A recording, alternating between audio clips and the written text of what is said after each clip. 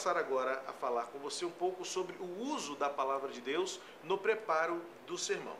Como eu disse há pouco, a base da sua mensagem será sempre a palavra de Deus.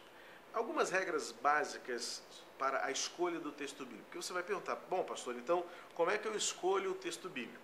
Bom, primeiramente você não vai pegar a Bíblia e vai ficar folheando de cabo a rabo, tentando achar que o texto vai pular das páginas para você escolher. É importante, eu parto do pressuposto que você tenha algum conhecimento da Bíblia, que você tenha uma vida devocional, para que você tenha o que dizer. É importante você ter conteúdo. Alguém disse certa vez que o pregador tem duas possibilidades. Ou ele tem que dizer alguma coisa, ou ele tem alguma coisa para dizer.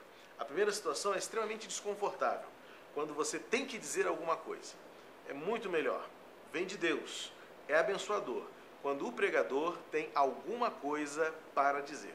E você só terá alguma coisa para dizer se você tiver contato com a palavra de Deus. Portanto, esse é o momento quando você vai em oração pedir a Deus que traga à sua memória os textos bíblicos que são oportunos para aquela ocasião. Um salmo, um provérbio, uma parábola de Jesus. Eu sugiro a você que sempre se detenha em um texto especificamente. Nós somos tentados a fazer, no momento da pregação, uma salada de inúmeros textos bíblicos. Isso não é bom. Isso prejudica o princípio da unidade da mensagem.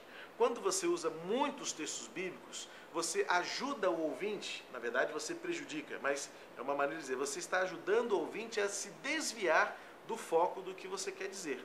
Então, é importante que ao definir o texto bíblico que você vai utilizar, que você se detenha nele. Um salmo, uma porção de versículos, uma parábola, um milagre de Jesus, não se preocupe em pregar a Bíblia toda. Não é seu papel fazer a pessoa se convencer ou se converter por conta da quantidade de textos bíblicos que você vai utilizar. Então, uma regra essencial é que você parta de um texto bíblico apenas e explore ao máximo esse texto bíblico. De que maneira você vai explorar?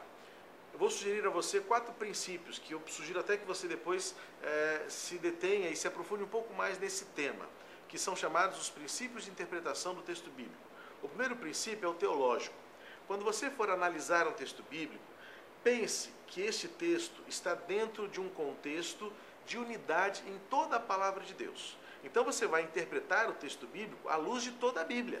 Os versículos não podem ser interpretados isoladamente. Há um perigo muito grande você pegar o versículo e interpretá-lo, aplicá-lo sem considerar aquele contexto dentro da palavra toda de Deus. Por exemplo, Filipenses 4,13 fala que tudo posso naquele que me fortalece. Você conhece esse versículo de cor, ouviu ele muitas vezes e tem muita gente usando ele errado.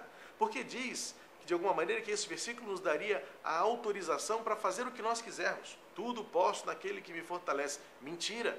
O contexto e a unidade da palavra de Deus toda nos proíbe de ter essa interpretação.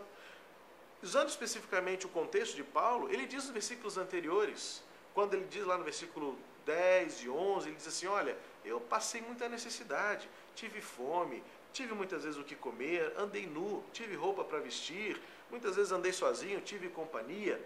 Entretanto, em todas essas situações, Deus me fortaleceu. E é quando ele diz, eu posso viver todas essas circunstâncias porque Deus me fortalece. Este é o princípio teológico, ou seja, a Bíblia não se contradiz. O segundo princípio é o princípio gramatical. É importante que você faça um estudo das palavras. O que elas significam?